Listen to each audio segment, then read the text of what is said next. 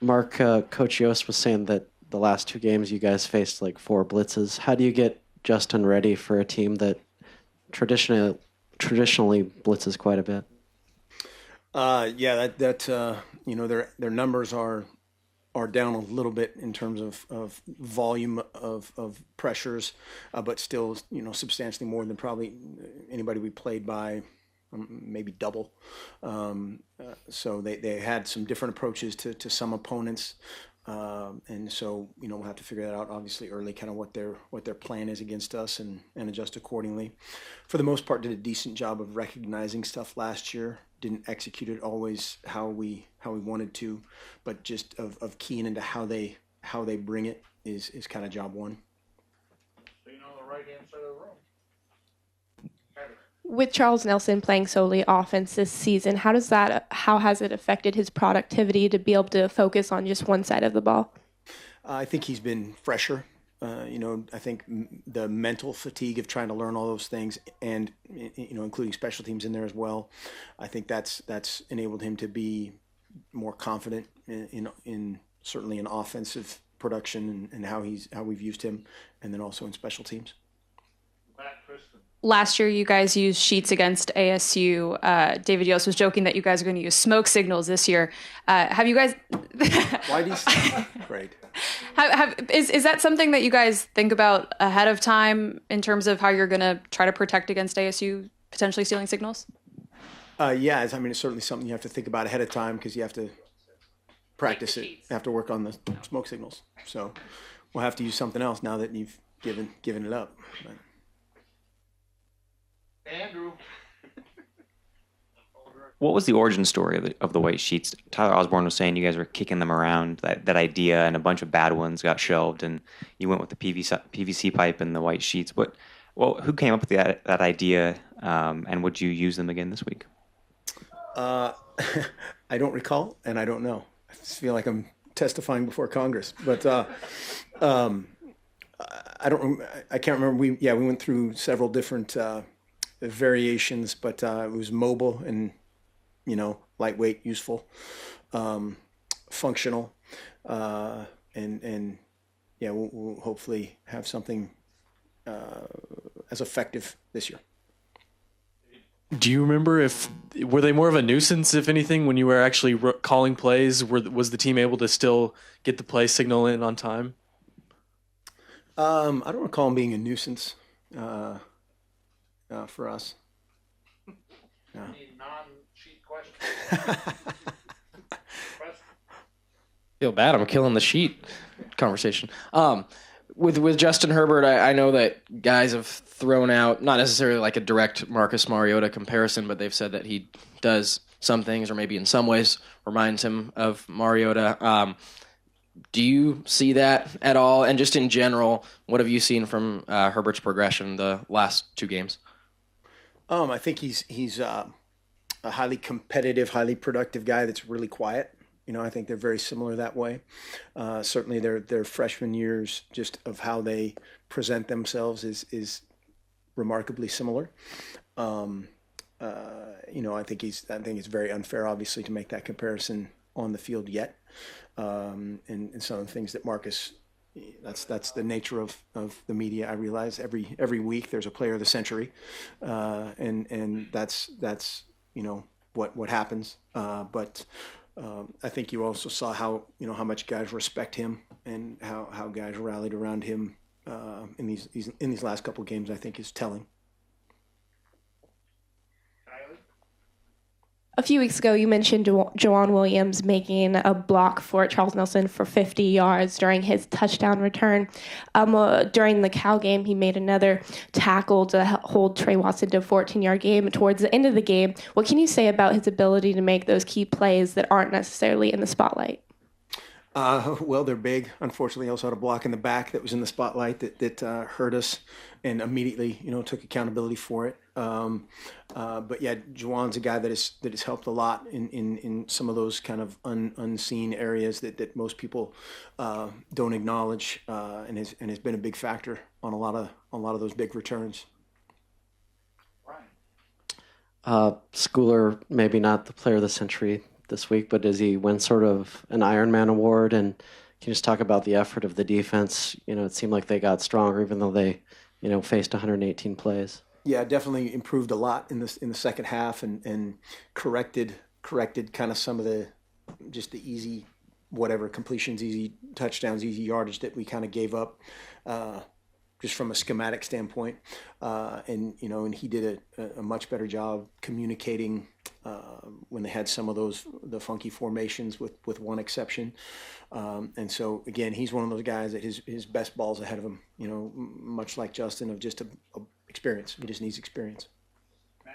Kind of going along the lines of guys playing more. Apelu and Sims, and I think Gary Baker have played quite a bit the last 2 weeks. Have you seen out of those guys and maybe their development?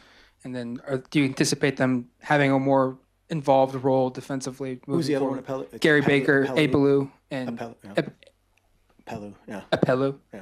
Okay. Apelu, you'd get kicked off the island right there. Those guys, again, I think some of the things we did defensively allowed him to play faster, more freely, with more confidence. Same thing with Quan. They did some good things. Again, missed some tackles, had some things certainly to shore up. And then our defensive line has been a weird mash unit, kind of in and out of games and availability and not. And so, Gary's a guy with a ton of potential, and we just need to see it. Like a couple weeks ago, you talked about what is good defense in this era of explosive offense. You said limiting to field goals in the red zone. You guys have struggled in that regard. A lot of touchdowns. I think it's 32 of 37 teams have scored when they're in the red zone on you guys.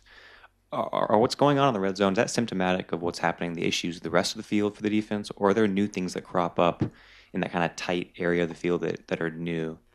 Well, yeah, each game's a little bit different. We did some things coverage-wise to kind of help our corners in this last game, and then we didn't execute what we were trying to do to help them.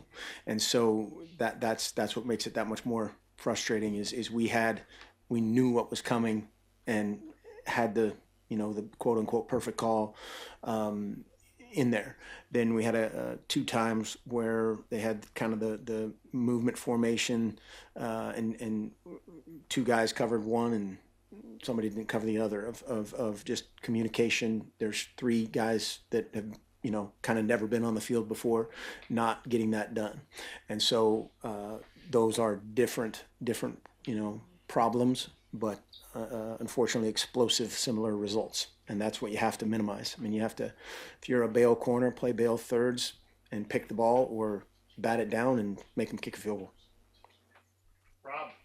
I think you're the only defense with two freshmen, 1-2 in tackles. Fair to say that's a good news, bad news proposition to be in that situation right now? Well, sure. I mean, anytime, it's kind of like the offensive line. Anytime you've got, that example, the two guys in there, that they're going to face something new every single week and some little nuance that's different every single week. And same with the front guys. There's going to be a pressure that's different, a front, a look. And so there's just that hesitation that takes place. And if you hesitate, against some of these guys in their front, it's over, or in space. Speaks to the fact they've been making plays though too. Absolutely, and that's the good, certainly the good news, bad news part of it, and nobody ever wants to hear about what's going to happen in the future. They won it last week, and we all do. You guys talk about constantly searching for better and improvement. Just curious, how do you measure progress with this team? I mean, I know that obviously, fans just see yards or wins and losses or whatever, but how do you kind of measure the progress that you guys are making? Yeah, I mean, it's obviously different within each position group or each individual. How hard guys have worked, how they've continued to play hard is a good sign.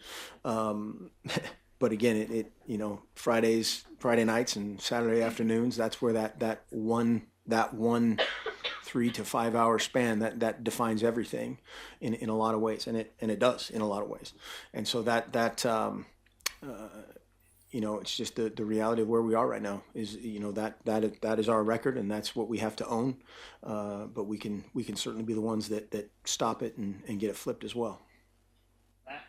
when you sign guys, typically you normally want them here 5 years, 4 years, but sometimes in reality that's not the case. Guys leave for various reasons or have to retire. I think last 4 years you've lost like 24 players from injuries or just guys that leave the program. How much has that maybe impacted the depth of this team? And then what's the maybe acceptable attrition rate of a recruiting class? It varies. I mean, it varies so much now. That's not uncommon at all when you look at rosters across the country. And last week I think there were 4 transfers that started at Cal. And there's guys this week. Same thing. And it happens, and it's various. It's for various reasons, whether it's injury, whether it's playing time. All a million things that go into it.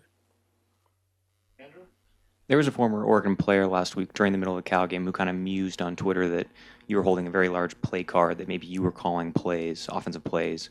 Was that the case at all, or was Matt still calling plays?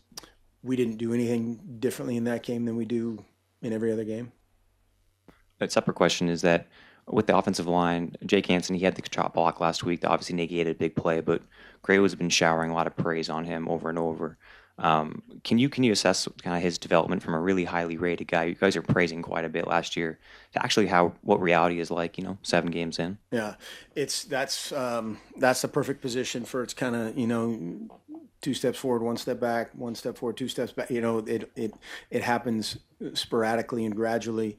That plays a perfect example of we had a situation where we have a guy that's blocking that linebacker, and sometimes that happens really fast. Sometimes it's a quick crack. Sometimes it's a slower type, but he's always blocked, and you don't want to take away that aggressiveness of a guy running out and being aggressive and cutting a guy.